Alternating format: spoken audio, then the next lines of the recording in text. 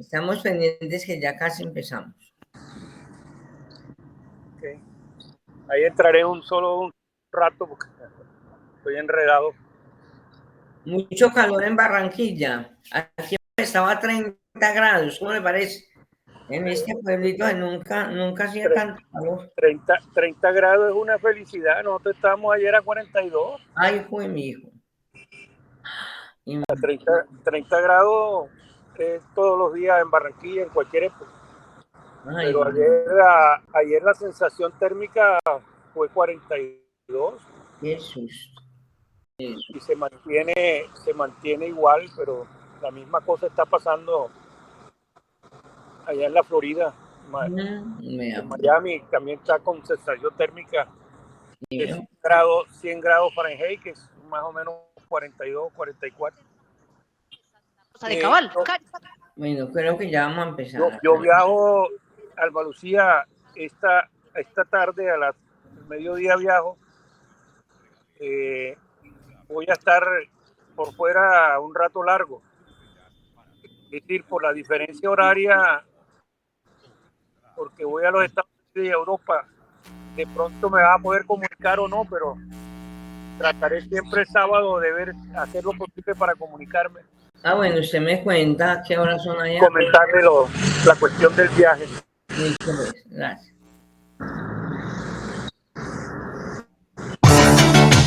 Para el eje cafetero y el occidente colombiano transmite Antena de los Andes desde Santa Rosa de Cabal, Risaralda, HJRL 1520 kHz en amplitud modulada.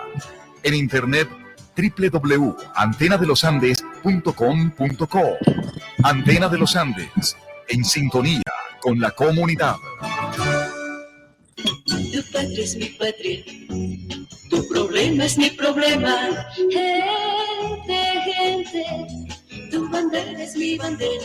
Esta es mi opinión. ¿Cuál es la suya? Así sangre azul y el pobre rojo, sangre que sangra, que sangra, que sangra. Muy buenos días. Esta es mi opinión. ¿Cuál es la suya?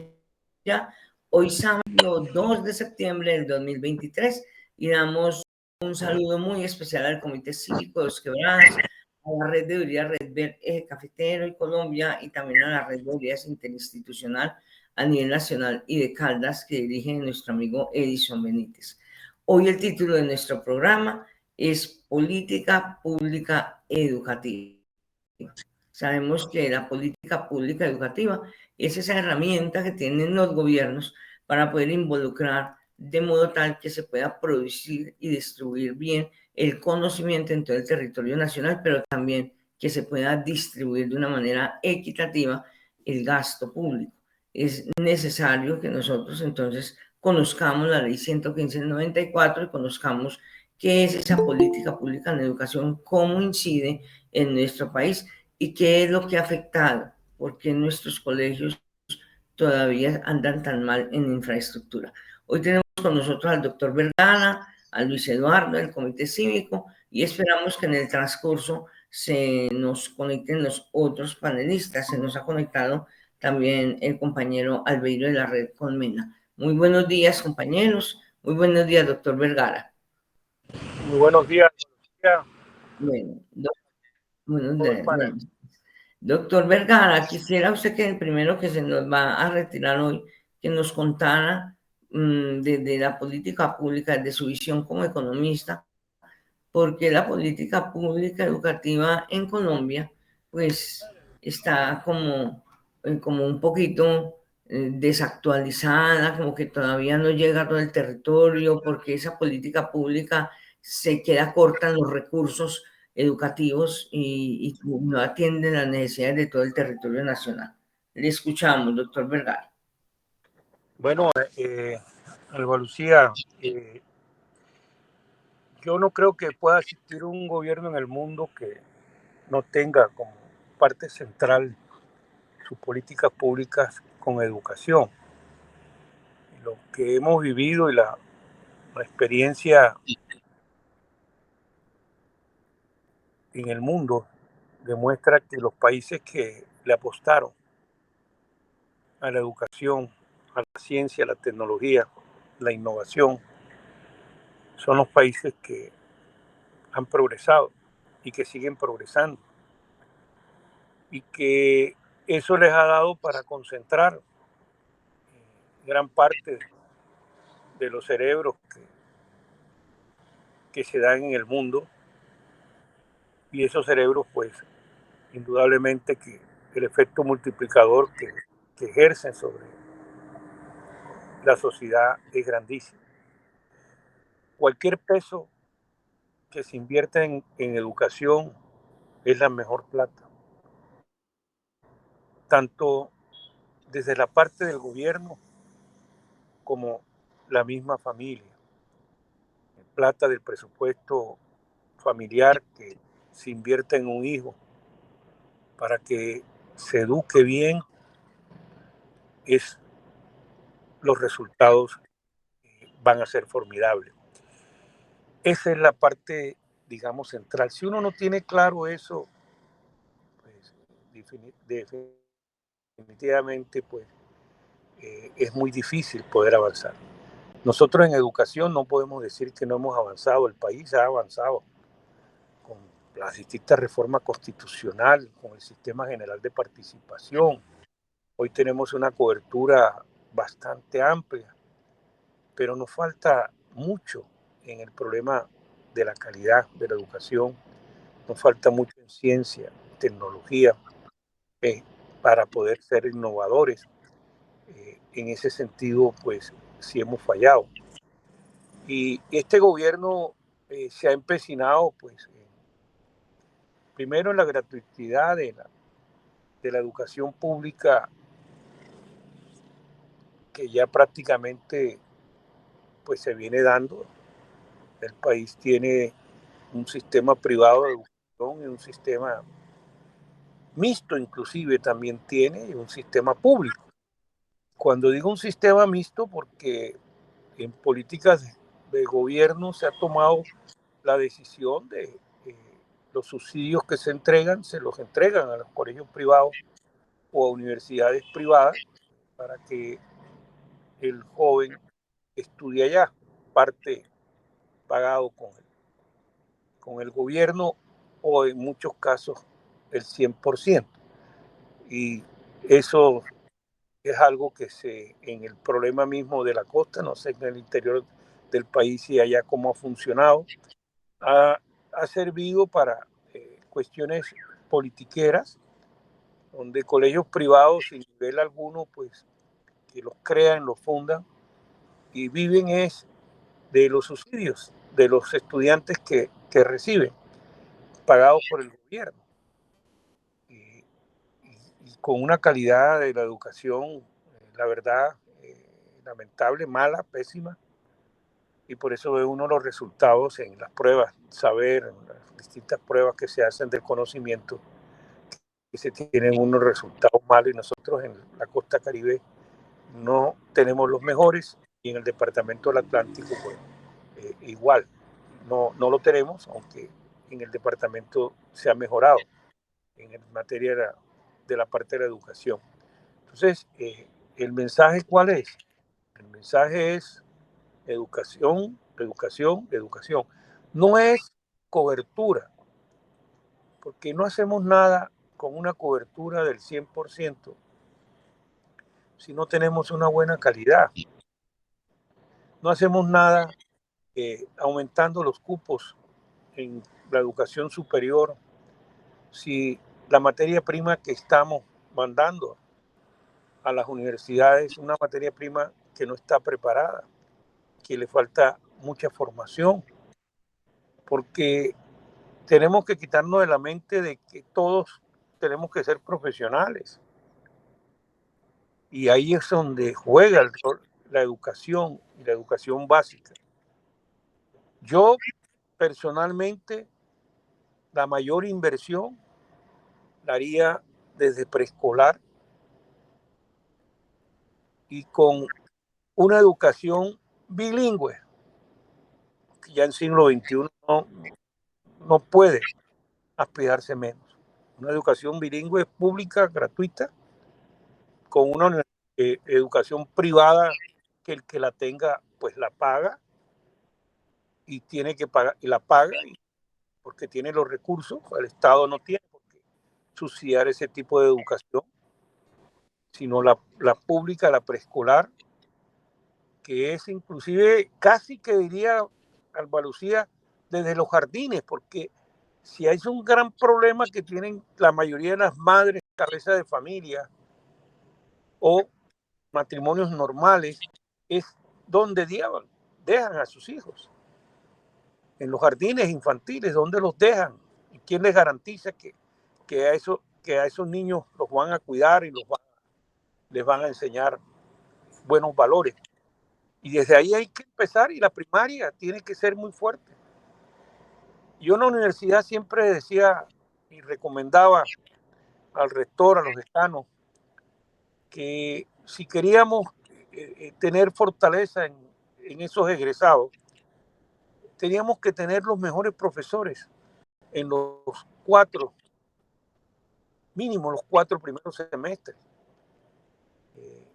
porque eso iba a garantizar que cuando ese muchacho ya estuviera en el 5º semestre estaba supremamente encauzado y no había haber problemas de deserción ni iba a tener problemas en el rendimiento. Y eso sigue siendo válido y debería ser así. Y lo ideal es que todos tienen que tener y deberían tener un nivel grandísimo en materia de educación.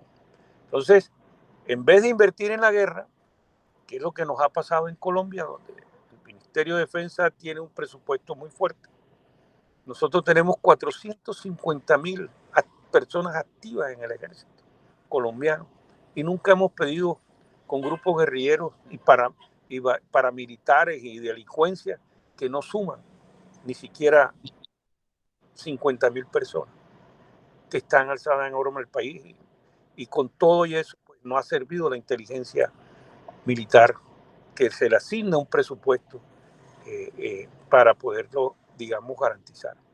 Entonces, hay que invertir en educación, pero no solamente para cobertura, sino también para calidad, porque es que el maestro hay que capacitarlo. Las metodologías cambian, los tiempos cambian. Hoy los niños que recibe Alba Lucía son diferentes a los que recibía Alba Lucía hace 10 años y peor aún a los que recibía hace 20 años. Los cambios tecnológicos están un cambio en la educación. Hoy yo me sentiría raro en una clase en la universidad porque hoy cambió todo el sistema con todo el problema de las tecnologías que facilitan, pero también podrían dificultar. Y eso significa que el profesor tiene que capacitarse, el docente, y tiene que hacerlo con el Estado que le dé las oportunidades, no como actualmente pasa que para poder subir a un escalafón tienen que sacrificarse pagando una especialización y una maestría a unos costos altísimos, inclusive me atrevería a decir de muy mala calidad, pero solamente de tener el cartón de poderlo hacer. Entonces, ese es mi mensaje: invertir en educación, en cobertura, pero con calidad, para poder, digamos, garantizar que el país pueda tener una gente preparada y pueda estar preparándose para el cambio. Ahí te la dejo, Alborcía, porque tengo unos compromisos. Muchas gracias, doctor. Estoy corriendo porque tengo que estar más o menos tipo 10:30 en el aeropuerto y tú sabes que cuando uno viaja y más al exterior eso es engorroso. Feliz viaje. Le agradezco. De todos modos voy a seguir aquí más o menos conectado. Claro que sí, muchas gracias. Ok. Bueno, Albeiro, de la red Colmena, por favor, entonces nos cuentas en esa política pública que nosotros hablamos de la política pública educativa hoy. Se nos presenta la ley 115 del 94 con las normas generales que regulan obviamente el servicio público a la educación que cumple una función netamente social acorde a las necesidades e intereses de las personas, de la familia, de la sociedad. Eso es constitucional. Pero entonces, en esa política pública de recursos educativos, ¿cómo ves si sí se atiende la necesidad del país a nivel rural como a nivel urbano? Tú que estás en esa red Colmena, donde hay mucho sector rural, ¿cómo es esa política pública educativa en el sector rural? Enciende el micrófono, por favor. Buenos días, Buenos compañera Alba días. Lucía y demás compañeros. Sí, precisamente la educación debería centrarse en el desarrollo del contexto, porque allí en la ruralidad, como decía el doctor Jorge anteriormente, pues había los multigrados, ¿no? Por la misma condición de dispersión. Pero hoy día, en el momento en que la educación busca ante todo la cobertura, no se tiene en cuenta la calidad. En eso estoy claro, en eso de que el, el sistema como tal se ha debilitado y hay que tener en cuenta la dicotomía del maestro como funcionario público o como intelectual, entre otras. La dicotomía de la pedagogía y la disciplina y cómo eso afecta la relación entre el educador y, y el educando. Eso creo que es vital porque hay una traslapación también del modelo educativo, en el sentido de que se ha pensado en una educación desde la ciudad para el campo. Y creo que ahí es donde tenemos que generar unas políticas públicas integrales, donde articule todos los niveles, porque hay un bache entre la educación que se imparte en las escuelas rurales, en los colegios. Usualmente lo que se hace es trasladar los estudiantes a los cascos urbanos para darles el bachillerato y luego la migración a la ciudad, ¿sí? A búsqueda de oportunidades y a formación técnica, tecnológica o profesional, según los recursos. Entonces, creo que tiene que haber una coherencia en todos los niveles y un hilo conductor que pueda generar un ciudadano responsable e integrado a su contexto. Y entonces ahí es donde tenemos que esa articulación. ¿Por qué? Porque en el tema de las políticas públicas, la teoría tradicional del Estado pues habla de de cómo gobernar sobre el territorio, sobre los habitantes, y ahí digamos que eso en qué se expresa, en la normatividad que emiten los funcionarios para la reglamentación administrativa. Pero, ¿cuál es el impacto? Sería como la pregunta que haría, ¿cuál es el impacto real en esa formación integral? Esa es como, por eso la necesidad de adecuar al contexto la educación en el campo y sobre todo eh, el desarrollo que propenda por la equidad, por la justicia y que propenda porque eh, hayan condiciones de vida digna también de las familias allí en el campo. En algún momento se tuvo, por ejemplo, cuando, así como dice en mi infancia, uno tenía la calidad de la educación, estaba asignada por ese trato personalizado entre el maestro, por eso le decía la dicotomía entre funcionario e intelectual, el maestro como asesor, como apoyo a las familias, como, o sea, era como prácticamente parte de la familia del campesinado. Hoy día pues simplemente se cumplen con unas mallas curriculares, con unos horarios, a llenar unos formularios y ese básicamente es como la labor, ¿no?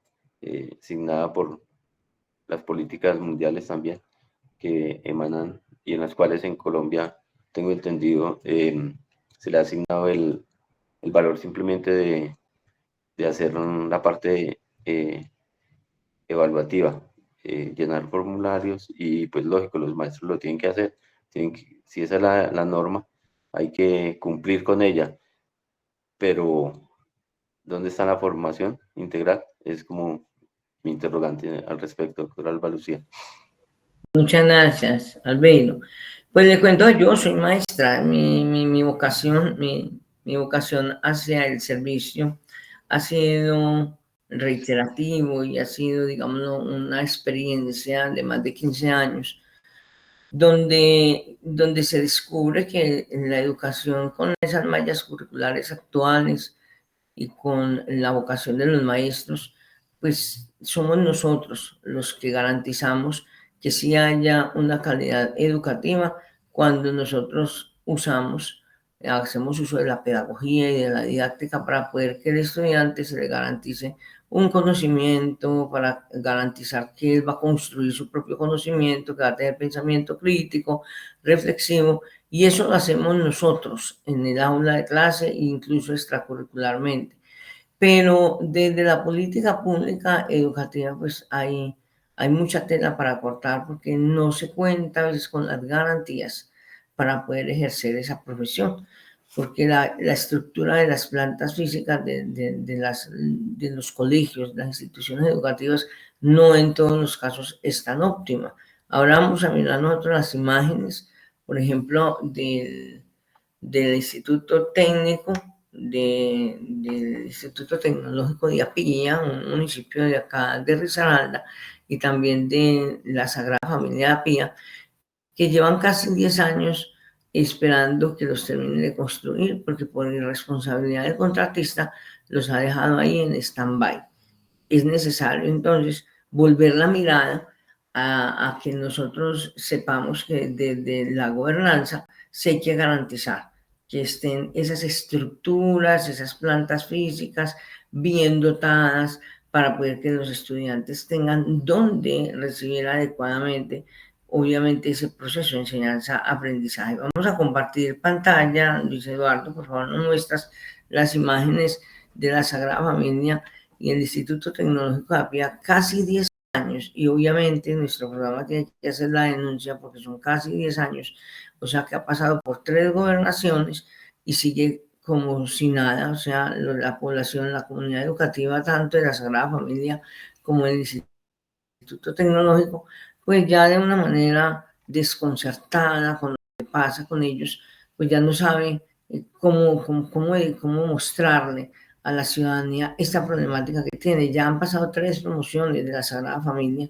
y han pasado 3 promociones sin ellos estar en su plantel, en su planta física, porque la están haciendo de nuevo, porque la están reparando, pero pues uno se pregunta, y el contratista que durante todas estas gobernaciones ha pasado por ahí, ¿qué pasa? ¿Qué pasa con él? ¿Qué pasa con los dineros que se dieron para que pudieran construir estas locaciones y están sin planta física prácticamente y sin importar los estudiantes? Esas 2 comunidades educativas pues están pasando por situaciones precarias para poder dar clase y para poderla recibir, y es necesario pues que nosotros mostremos que como en la PIA también está la presentación de la Virginia, también hay algunos colegios de Santa Rosa inconclusos, y acá en Pereira también, o sea, es necesario que hagamos visible esa problemática, porque no puede ser que de gobierno en gobierno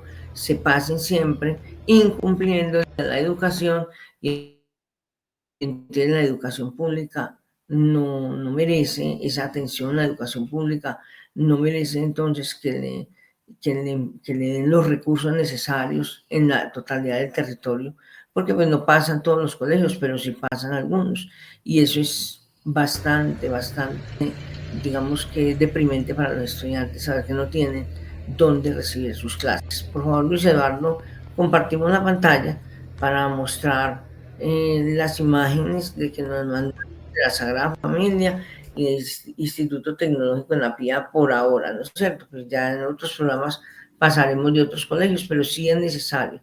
Desde la ley 115 se exige pues un PI, se exige una planta física, unos recursos humanos, y cómo es posible que se nos pierda el recurso porque no se está aplicando para que las plantas físicas realmente queden en óptimas condiciones y se le entregue a la comunidad a tiempo. Es que casi 10 años para entregar esas 2 plantas físicas, eso es inaudito ya. Ya las comunidades están muy desconcertadas con este hecho. Luis, por favor, compartimos la pantalla.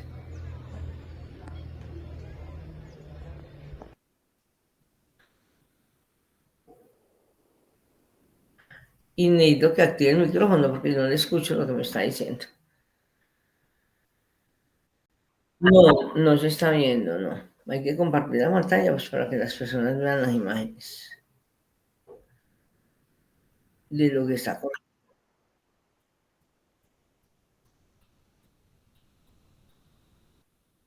No, no se está viendo. No, no.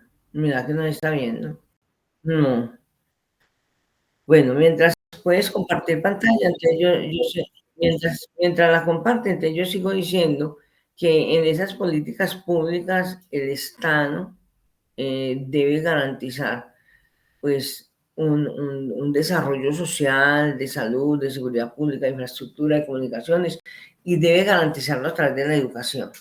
Digamos así que dentro de esa política pública educativa hay que garantizar no solo la planta física, sino garantizar una relación entre lo que está dado en la planta física y la relación técnica del maestro y la planta física. En Colombia hay algo que es muy antipedagógico y es que nos meten 40 estudiantes en un aula. Y eso es antipedagógico porque ¿cómo van a exigir calidad en educación uno con 40 estudiantes cuando lo pedagógico es tener de 15 a 20 estudiantes? Eso garantizaría tener más cobertura para empleo de educadores que están sin empleo en ese momento, sin nombrar. Eso garantizaría que el estudiante realmente sí pueda tener más calidad porque menos estudiantes en el aula, entonces es más fácil de atenderlos a todos. Eso garantizaría muchas cosas, pero en esa política pública educativa que hace parte además del proceso también de formación nuestro docente, pues no se cuenta en este momento con algo que la dinamice y que provoque un cambio en el sistema escolar actual, sino que por el contrario, nosotros vemos que en este momento no se están dando las garantías porque además se privatiza la educación cuando se asocia la educación pública con la privada. Entonces lo que hacemos es sostener lo privado con lo público y no está bien porque desfinanciamos lo público. Lo ideal sería que la educación pública sea 100% sostenida y financiada por el Estado, que 100% todo le llegue a la educación pública, que no la educación privada debe tener sus propios recursos. Hay una cantidad de problemas y necesidades en las escuelas que se necesita realizar un esfuerzo conjunto en unidad de acción para poder mantener esas escuelas vivas, tanto de primaria como de bachillerato. Priorizar sobre todo en los territorios más lejanos y priorizar en donde se tienen problemas como el que mencionamos ahora de la Sagrada Familia y del tecnológico de APIA. Es necesario que nosotros prioricemos y que mejoremos esas prácticas porque es desde la gobernanza donde nosotros esperamos que realmente esas políticas públicas educativas se apliquen. Bueno, ahí estamos viendo en pantalla las fotos de cómo va la construcción de la Sagrada Familia en la Pía y del Instituto Tecnológico allá mismo, donde vemos nosotros como la lona verde, es el Instituto Tecnológico, y acá en la parte de abajo donde vemos la tierra, esa es la Sagrada Familia.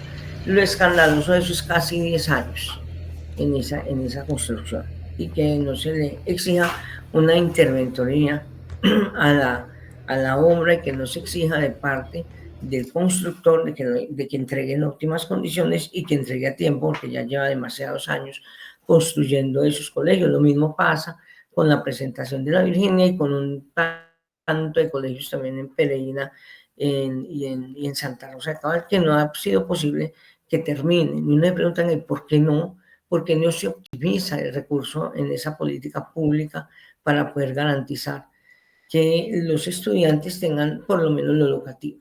Con respecto al derecho en la educación, pues también se ha tratado, incluso se ha tratado en este gobierno, de mejorar, de que haya una muy buena cobertura, pero también necesitamos saber, pues, cómo hacer para que sí haya presupuesto para todos, porque no podemos darle cupo a unos pocos y a otros no. Entonces es necesario fortalecer en este sentido las universidades y se fortalece, como decía el doctor Vergara ahora, desde preescolar hasta secundaria y universidad, se debe fortalecer en la parte de cómo administrar bien el recurso para que los docentes estemos bien preparados.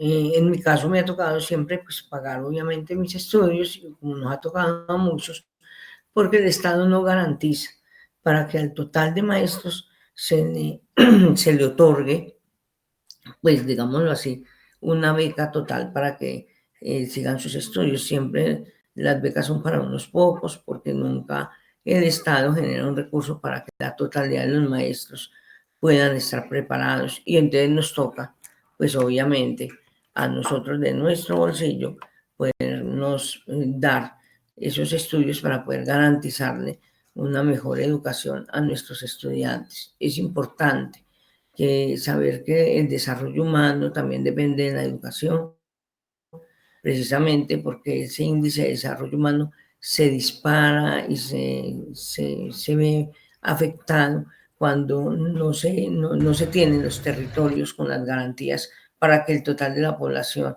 esté formado. Y esa educación pues nos lleva a nosotros a que unos seamos profesionales en determinadas áreas, pero que otros también se preparen en artes o oficios.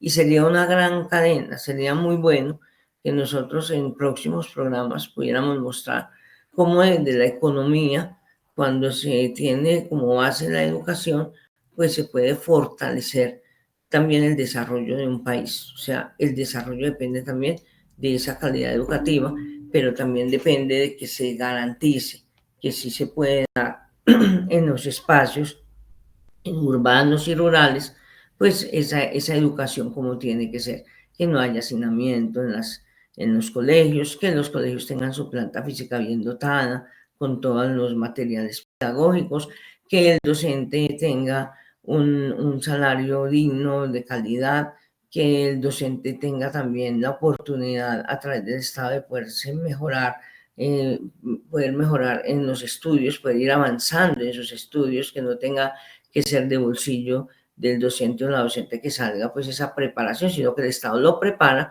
para poder que le dé una muy buena educación a sus estudiantes, pero también los ambientes escolares tenemos que mejorarlos. Y ahora, por ejemplo, se pone muy de moda la neurociencia porque entendemos nosotros que el cerebro es muy importante desarrollar todo lo que tiene que ver con las habilidades del pensamiento del estudiante. Entonces, necesitamos también mejorar esos ambientes escolares desde la neurociencia y necesitamos prepararnos para ello.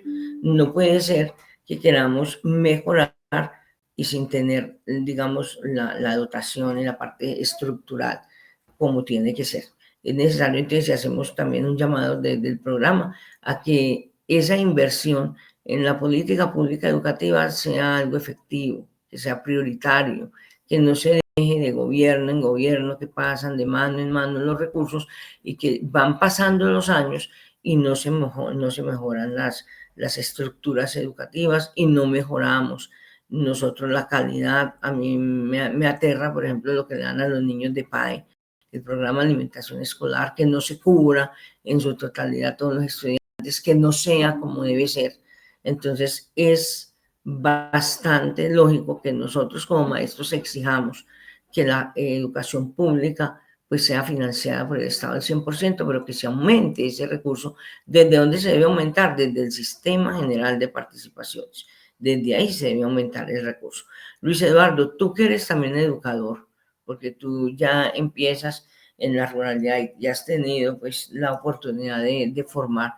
¿Qué otro aporte tienes desde la política pública educativa para nuestra amable audiencia? ¿Qué aporte tienes para saber cómo nosotros podemos estructurar de una mejor manera y fortalecer esa política pública educativa, pues para que tenga mayor cobertura a nivel del territorio nacional?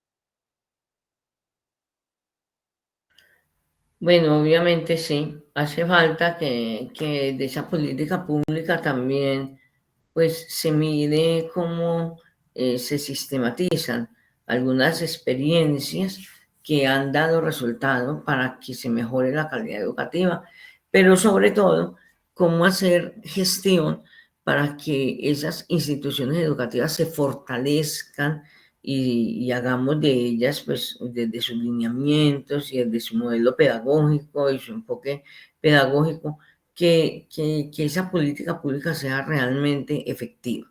Es garantizar entonces el acceso y la disponibilidad a todos, pero garantizarlo bien, porque ahora también tenemos otro problema y es, nosotros dentro de la educación debemos garantizar que sea una educación inclusiva, pero no nos garantizan maestros preparados para poder atender los casos de necesidades educativas especiales en aulas de apoyo, sino que los niños ingresan y no hay un aula de apoyo, los colegios no tienen suficiente personal de orientación, no tienen suficiente, no tienen médico, no tienen enfermera, no tienen suficiente personal que digan, vamos a tener en una aula de apoyo atendiendo de una manera satisfactoria las necesidades educativas que presentan algunos estudiantes, sino que el mismo maestro en el aula le toca aplicar un PIA. Usted sabe que, que el PIA es algo que uno aplica a los niños de necesidades educativas especiales, pero se le carga al docente con eso, cuando deberían de tener docentes especializados, como había hace algunos años, docentes especializados en esas necesidades educativas especiales que pudieran dar apoyo al docente de aula, haciendo pues la práctica con estos chicos y haciendo que ellos pudieran tener pues una mejor atención, además, una mejor atención, eso mejora la calidad. También garantizar el acceso y la disponibilidad y oportunidad que deben tener ellos a la práctica de cultura y deporte. No todos los colegios tienen acceso a eso.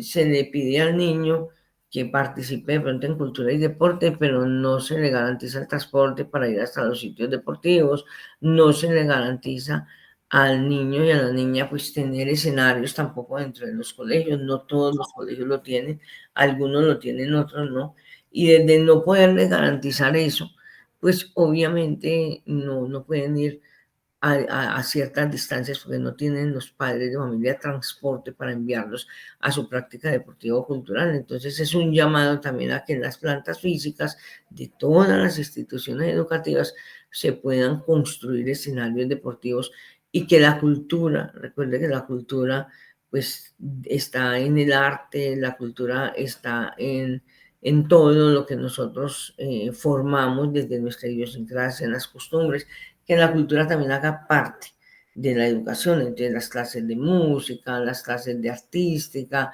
las clases que tienen los niños para poder desarrollar esas habilidades que hacen en jornada contraria a veces en algunas instituciones educativas, pues necesita para eso un refuerzo económico, necesita que el Estado de verdad envíe los recursos necesarios para que los niños puedan desarrollar esas prácticas culturales en su jornada contraria, pero que no se vean afectados de pronto porque solamente hay recursos para algunos colegios y en otros no, porque no se pueden desplazar hacia otras partes. Entonces, sí es necesario que nosotros garanticemos desde el Estado el recurso para que esa política pública se pueda aplicar.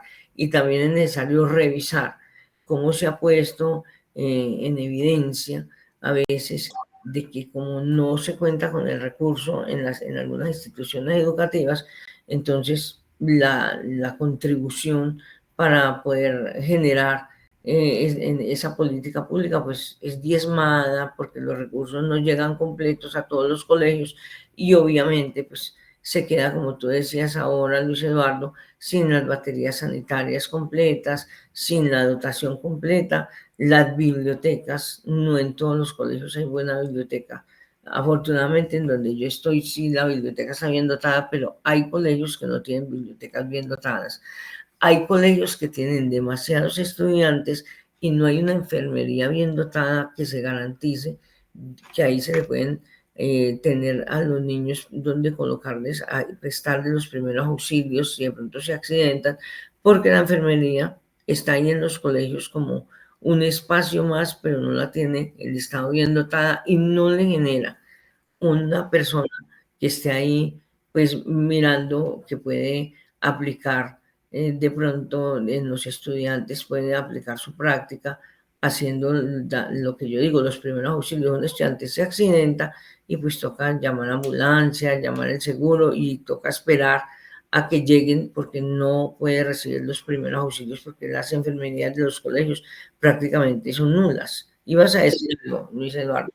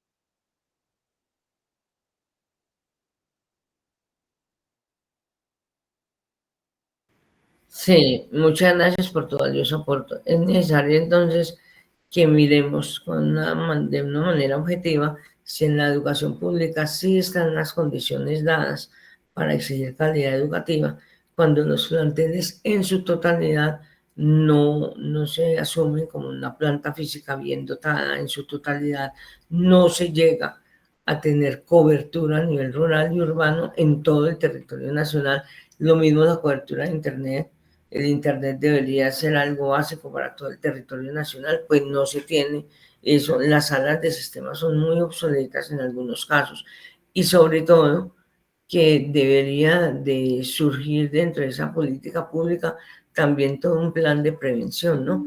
De prevención del consumo de sustancias alucinógenas, que nuestros colegios se han llenado prácticamente de niños y jóvenes y jovencitas que son víctimas, digamos, de la sociedad de consumo de los narcotraficantes.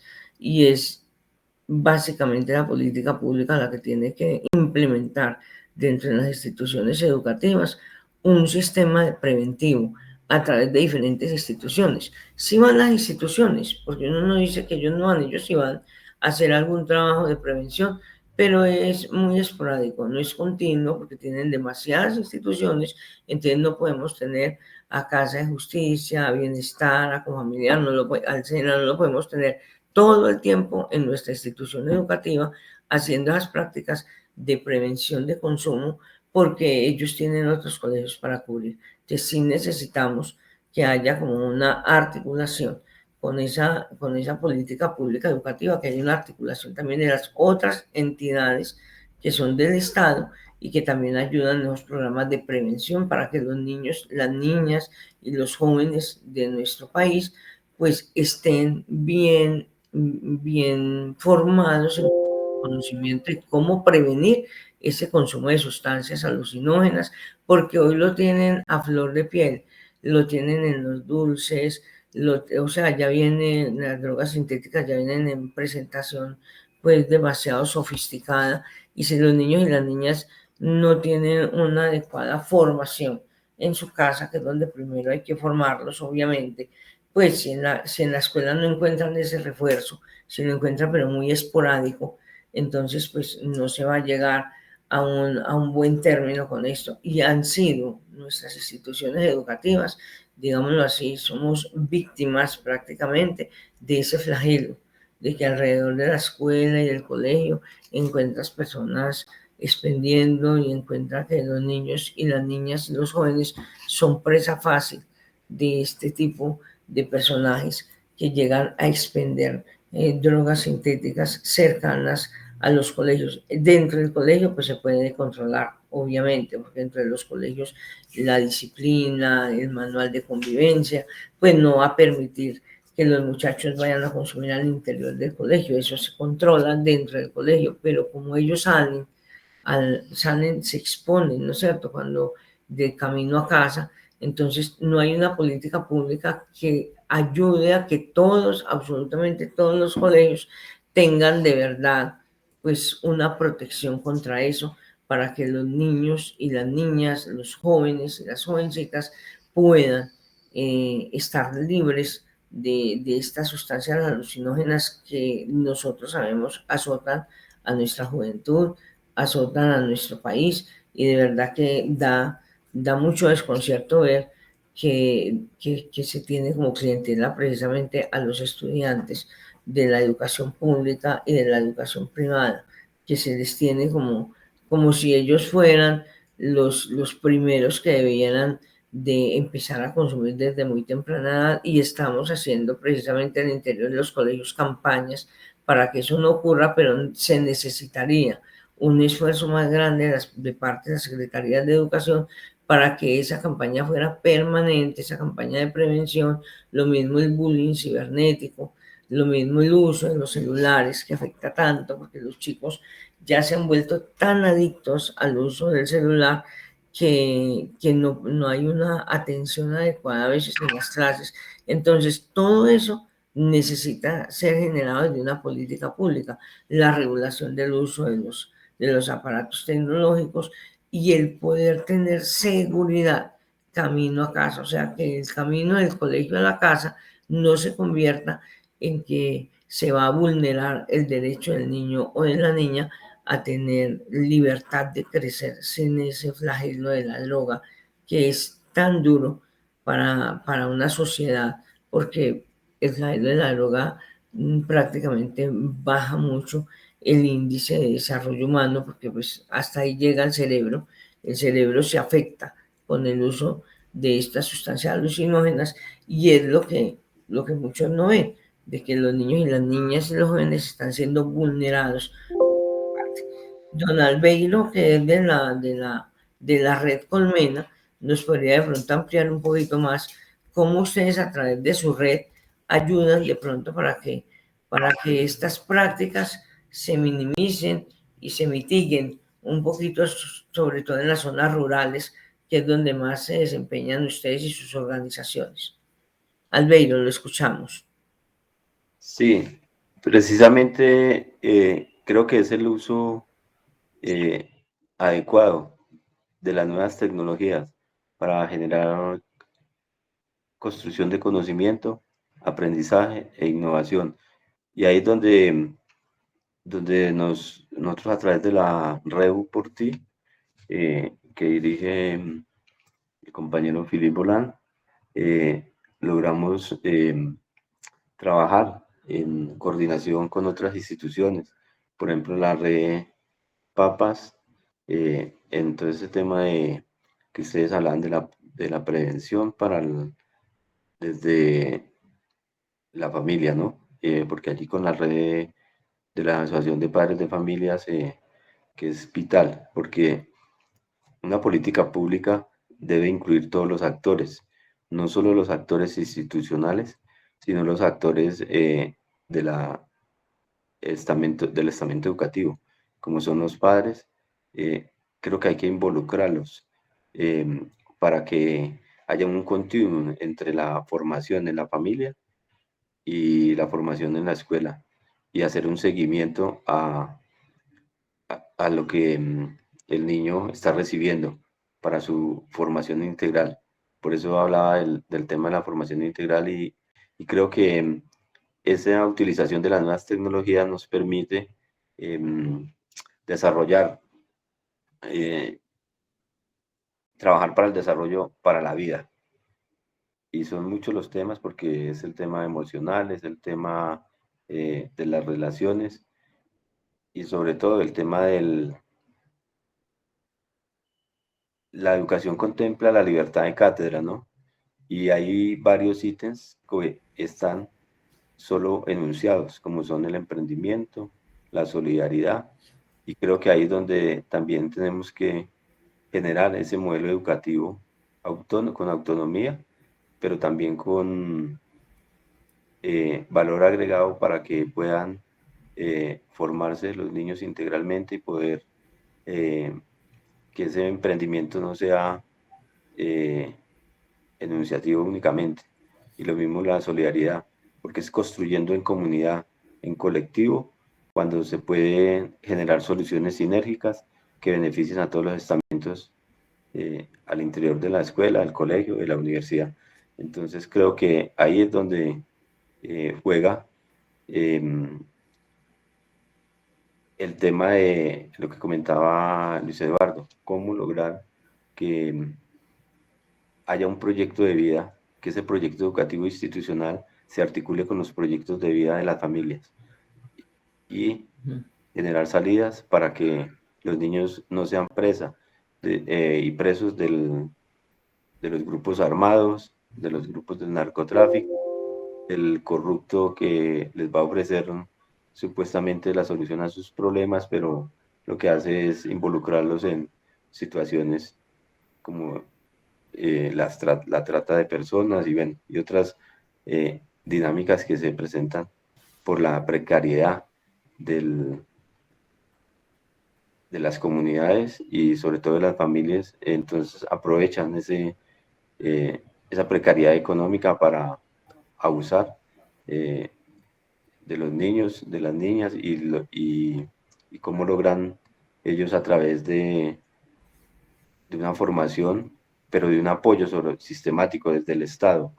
Y lo que decía la doctora Alba Lucía, la educación pública debe contemplar integralidad. O sea, que la sociedad civil no debe ser solo un objeto, sino sujeto de la política pública.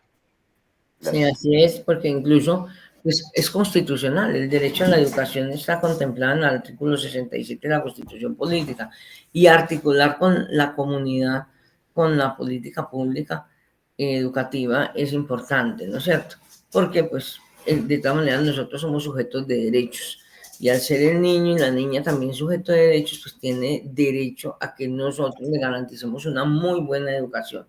De parte de nosotros como magisterio, la gran mayoría, en la gran mayoría de los casos, nos preparamos muy bien para dar lo mejor a nuestros estudiantes, pero nos encontramos, créame, con muchas instituciones a nivel rural, urbano, donde no se dan las garantías para que esa educación se pueda optimizar.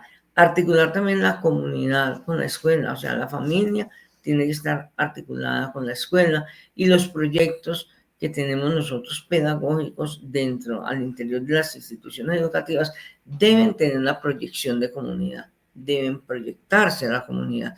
En Ciudad de la Cuba, en el colegio donde yo enseño, en Pereira, ya tenemos el Círculo Pedagógico de Cuba, y ahí estamos reuniéndonos con líderes de la comunidad, con líderes estudiantiles, con maestros, para poder nosotros estudiar nuestra realidad, hacer como una cartografía de la realidad donde nosotros tenemos la comunidad educativa, y poder intervenir esa realidad con soluciones que sean viables, precisamente con propuestas para que la política pública educativa sea mejor.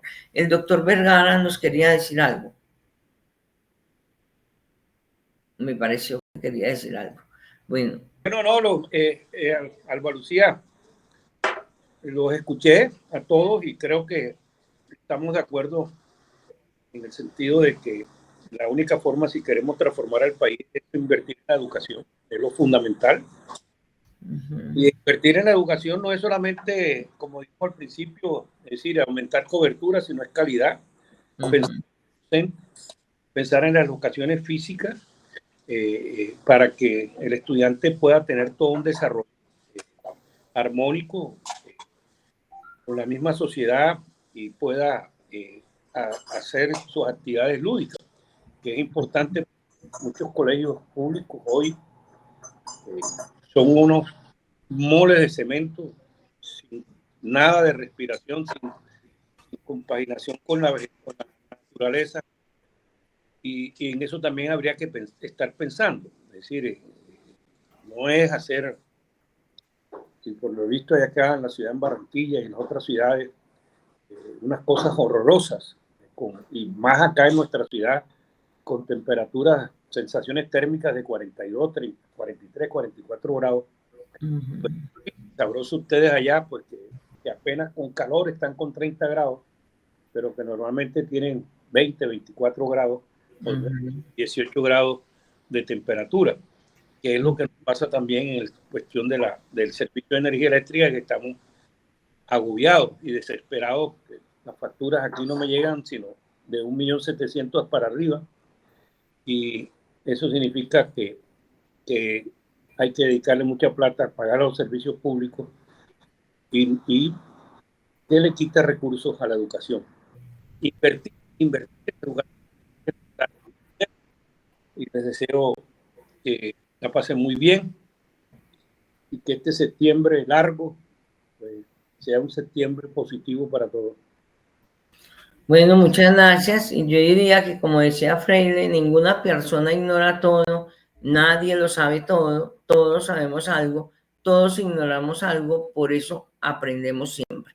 Frase de nuestro pedagogo inolvidable Paulo Freire, a quienes invito pues que leamos y que volvamos a revivir. Hasta aquí hemos llegado hoy. En esta es mi opinión. ¿Cuál es la suya? Muchas gracias.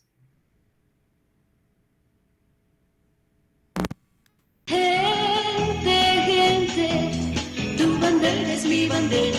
Esta es mi opinión. ¿Cuál es la suya? Azul, sangre azul. Y el